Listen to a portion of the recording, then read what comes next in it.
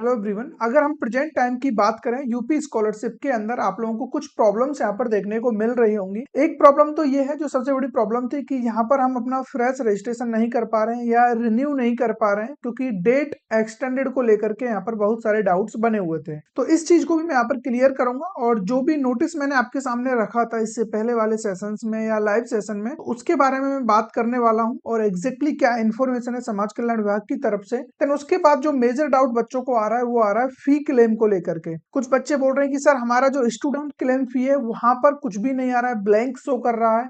कुछ बच्चों का बोलना है कि सर अमाउंट बहुत कम शो कर रहा है और कुछ का डाउट ये कि हमें समझ ही नहीं आ रहा है कि यहाँ पर कौन सा अमाउंट हमें मिलेगा कौन सा नहीं मिलेगा। क्या यहाँ पर जो ये अमाउंट शो हो रहे हैं इसके अकॉर्डिंग पैसा मिलेगा या जो वेलफेयर ऑफिसर की तरफ से लॉक किया गया है वो वाला अमाउंट मिलेगा। तो आज के इस सेशन में इन सारी चीजों को मैं कवर अप करने की कोशिश करूंगा और बहुत शॉर्ट टाइम में आपको ये सारी चीजें मैं यहाँ पर बता रहा हूँ। तो अगर आप लोगों ने चैनल को अभी तक सब्सक्राइब नहीं किया है फटाफट जाकर कर लीजिए और सेशन को स्टार्ट करते हैं। तो सबसे पहले हम बात करते हैं उन बच्चों के लिए जिन्होंने अभी तक रजिस्ट्रेशन नहीं किया है। तो अगर आप लोगों ने अभी तक रजिस्ट्रेशन नहीं किया है अभी आपके पास अच्छा खासा टाइम यहाँ पर है, ठीक है। जो ये नोटिस आप अभी देख रहे हो स्क्रीन पर ये मैंने आपके साथ शेयर किया था आज से लगभग 3 से 4 दिन पहले, ठीक है। और भी उससे पहले मैं आपको बता रहा हूँ यहाँ पर जैसे ही डेट ओवर हुई थी, डेट आप लोगों की 20 दिसंबर को ये डेट ओवर हुई थी, ठीक है, जो प्रीवियस वाला शेड्यूल था। और 21 दिसंबर को मैंने आपको यहाँ पर बता दिया था कि डेट यहाँ पर एक्सटेंड हो चुकी है और ये डेट एक्सटेंड होकर के आप लोगों को मिलने वाली है 14 जनवरी। तो 14 जनवरी 2026 तक आप यहाँ पर रजिस्ट्रेशन कर सकते हो।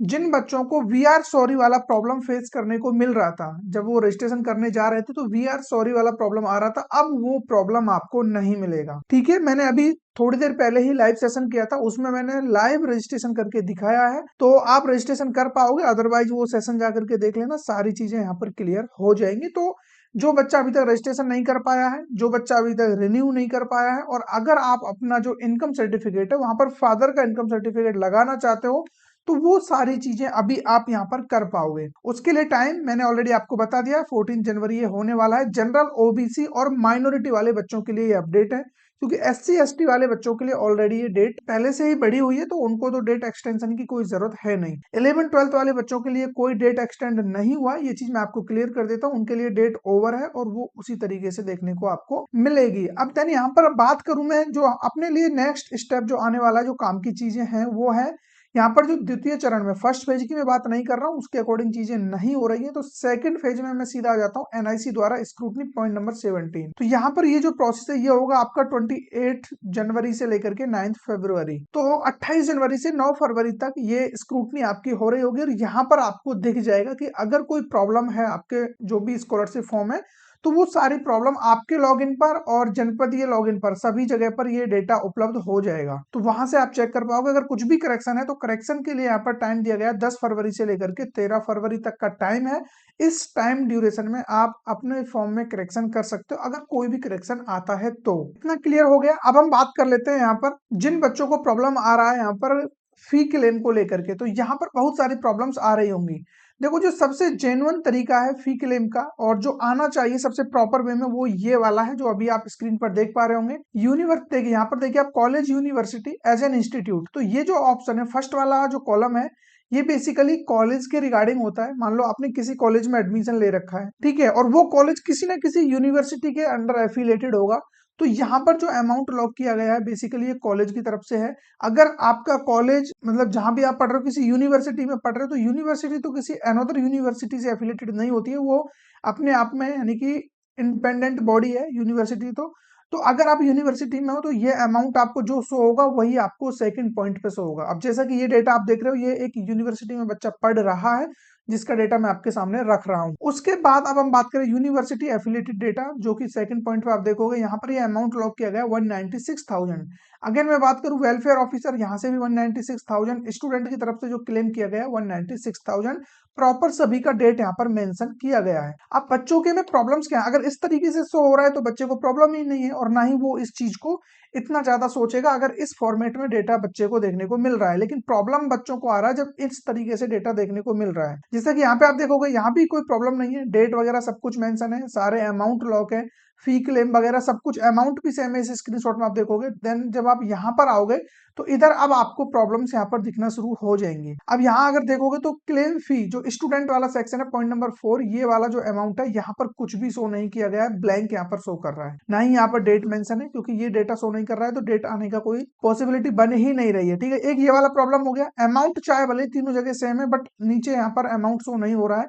इसी तरीके से कुछ बच्चों को और प्रॉब्लम्स आ रहे हैं जो मैं अभी आपको दिखा रहा हूँ इस तरीके से। यहाँ अगर आप देखोगे तो यहाँ पर दो प्रॉब्लम्स देखने को मिलेंगे। एक तो ये कि अमाउंट यहाँ पर डिफरेंट डिफरेंट है, जैसे कि यहाँ पर देखो 20,000 कॉलेज की तरफ से यहाँ पर लॉक किया गया है, एजेंसी यानी कि यूनिवर्सिटी एफिलेटिंग एजेंसी की तरफ से लॉक किया गया है 20,000।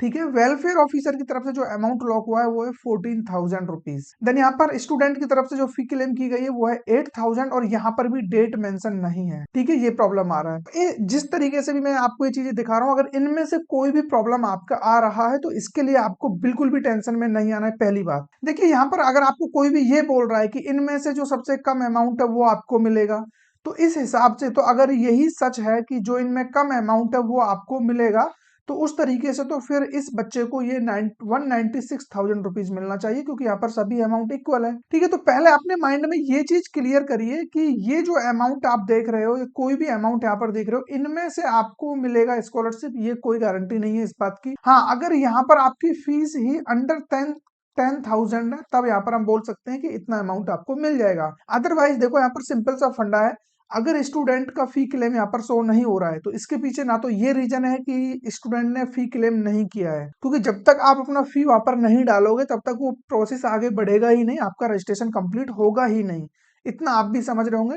तो ये जस्ट एक वेबसाइट की तरफ से ही ग्लिच होता है कि कभी आपका डेट शो नहीं हो रही है, कभी आपका अमाउंट शो नहीं हो रहा है, कभी आपका डेटा फॉरवर्ड हो गया बट सामने डेट नहीं आ रही है। तो इसको लेकर के टेंशन में बिल्कुल नहीं आना है। अगर कॉलेज, यूनिवर्सिटी और वेलफेयर ऑफिसर यहाँ तीन जगह पर आपका अमाउंट लॉक कर दिया गया है तो बिल्कुल आप सेफ हो। स्टूडेंट की तरफ से फी क्लेम नहीं किया गया है तो भी टेंशन नहीं लेना है, अगर क्लेम किया गया डेट मेंशन नहीं है तो भी टेंशन नहीं लेना है।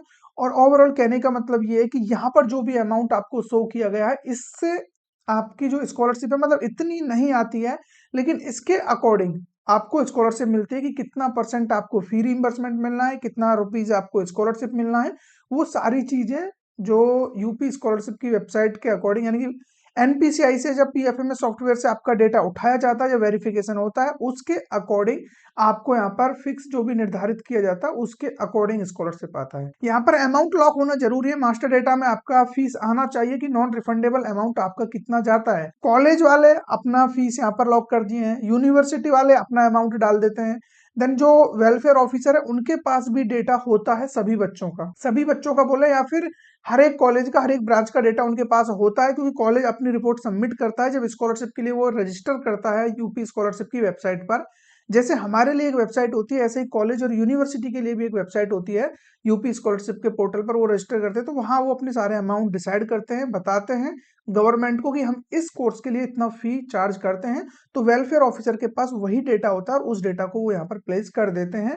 इन सबके अकॉर्डिंग सभी फीस को देखते हुए, इन सबको क्रॉस चेकिंग करते हुए वो डिसाइड करते हैं कि हाँ अब इस बच्चे को कितना फी यहाँ पर देना है, कितना फी रिइंबर्समेंट, कितना स्कॉलरशिप, उसके अकॉर्डिंग आपको यहाँ पर टोटल अमाउंट बन के आ रहा होता है। तो इसको लेकर के कंफ्यूज बिल्कुल मत होइए, आपकी स्कॉलरशिप इससे नहीं रुकने वाली है। तो आई थिंक इतना आपको समझ में आ गया होगा। इसके अलावा एक डाउट और आ रहा है बच्चों का, वो है पीएफएमएस को लेकर के कि सर पीएफएमएस कब स्टार्ट होगा, कब चेक कर पाएंगे। कुछ बच्चों को तो पीएफएमएस की वेबसाइट ही नहीं मिल रही है, तो ये तो पीएफएमएस की वेबसाइट है जो अभी आप देख पा रहे हो, यहाँ से आपको चेक करना है। ठीक है, एनी अदर एक्सटर्नल सिस्टम, ये वाला ऑप्शन आप यहाँ पर चूज करते हो। देन उसके बाद बेनिफिशियरी वैलिडेशन है, जो भी आपको चेक करना है यहाँ आपको अपना एप्लीकेशन नंबर डालना है, देन यहाँ आप कैप्चा फिल करोगे और सर्च कर लोगे। अब ये इस लिंक तक पहुंचने के लिए क्या करना है आपको, या तो आप डायरेक्ट यहाँ पर लिख सकते हो पीएफएमएस डीबीटी, ठीक है, डीबीटी स्टेटस, ये आप जैसे ही लिखोगे तो थोड़ा सा नीचे आने के बाद ये वाली जो लिंक है DBT status beneficiary and payment details, ठीक है, बीटा वर्जन इसका आप यूज करोगे। आप इस पे नहीं जाओगे, जो पीएफएमएस है यहाँ से आप नहीं पहुंच पाओगे, आपको जस्ट यहाँ पर क्लिक करना है और इस पेज पे आप रिडायरेक्ट हो जाओगे। ठीक है, जैसा कि आप यहाँ पर देख सकते हो। अगर यहाँ से आपको ये लिंक नहीं मिलता है, कुछ बच्चों को नहीं मिल पा रहा है, तो टेलीग्राम चैनल पर मैंने इसका लिंक डाल दिया है,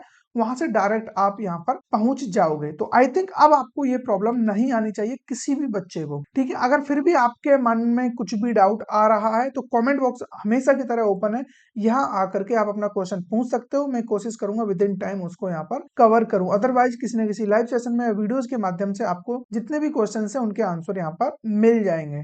तो अभी मैंने आपको बता दिया, डेट ऑलरेडी बढ़ी हुई है, रजिस्ट्रेशन आप कर सकते हो, अपना जो भी डॉक्यूमेंट्स वगैरह दोबारा से अपलोड करना है वो सारी चीजें आप कर पाओगे। देन कुछ भी डाउट आएगा डेफिनेटली मैं आपके सामने आ रहा हूँ, और फ्रीक्वेंटली वीडियोस अब आपको नहीं मिलेंगे, सचमुच में जेन्युइनली कुछ अपडेट होगा तो ही मैं आपके सामने प्रेजेंट होऊंगा। इसका मतलब ये साफ है, अगर आपको वीडियो मिल रहा है, कोई लाइव सेशन में कर रहा हूं, तो कुछ ना कुछ नया आपको मिलने वाला है। जो ऑलरेडी इन्फॉर्मेशन मैंने आपको दे रखी है उसको लेकर के मैं बार बार आपके सामने नहीं आऊं। तो इसके लिए जरूरी है कि आप चैनल को सब्सक्राइब करके रखें, ताकि कोई भी वीडियो, एक सिंगल वीडियो भी आपसे मिस आउट ना हो, क्योंकि अब ज्यादा टाइम नहीं बचा है, चीजों को प्रॉपर वे में करते हुए चलोगे तो स्कॉलरशिप आने के आपके पूरे पूरे चांसेस यहाँ पर बन रहे होंगे। ये बाई लक स्कॉलरशिप नहीं आता है, आप जो चीज यहाँ पर करते हो, जो भी गलतियों को, एरर्स को आप पकड़ते हो, उनको फिक्स करते हो, उसके अकॉर्डिंग आपको स्कॉलरशिप मिलता है। ठीक है, तो फिर मिलेंगे ऐसे किसी इंटरेस्टिंग टॉपिक के साथ, तब तक बने रहिए हमारे साथ। चैनल को सब्सक्राइब जरूर से कर लेना। Thank you.